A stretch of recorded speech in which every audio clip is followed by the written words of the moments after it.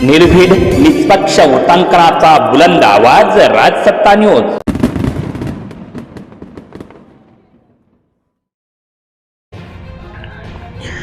तर काट्याची टक्कर संगमनेर नगरपालिकेमध्ये सुरू आहे। मतमोजणी शेवटच्या टप्प्यात आलेली आहे आणि मैथिलीताई तांबे यांचा विजय जवळपास निश्चित झालेला आहे। फक्त औपचारिकता जी आहे ती निकालाची बाकी आहे। काट्याची टक्कर या ठिकाणी बघायला मिळते। मैथिलीताई तांबे या जवळपास 17 ते 18 हजार मतांनी आघाडीवर आहे असं चित्र आहे। यामध्ये आता दिलशाद अजित शेख या ज्या अपक्ष उमेदवार होत्या या देखील आता विजयी झालेल्या आहेत। म्हणजे या ठिकाणी मात्र संगमनेर सेवा समितीला पराभवाला सामना या ठिकाणावरून जावं लागलेला आहे। दिलशाद अजित शेख यांचा या ठिकाणी विजय झाला आहे। त्याचबरोबर अर्चना दिघे ज्या आहेत त्या 1323 मतं घेऊन विजयी झालेल्या आहेत। त्यांनी इंदिरा शशांक नामन यांचा पराभव केलेला आहे। इंदिरा शशांक नामन यांना अवघे 767 मतं मिळालेली आहेत। वार्ड क्रमांक 1 चे निवडणूक, या वार्डाची जी निवडणूक आहे ती कालच पार पडलेली आहे। यामध्ये मुन्ना सेठ पुंड जे आहेत शिवसेनेचे, त्यांना 1081 मतं मिळाली आणि त्यांचा पराभव दिलीप सेठ पुंड यांनी केलेला आहे।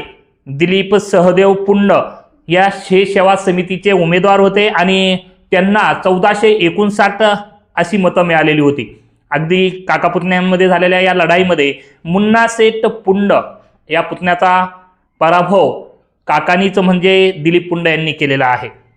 त्याचबरोबर प्रभाग 15 मध्ये पठाण नसीम बानो इसाहक खान या सेवा समितीच्या उमेदवार होत्या।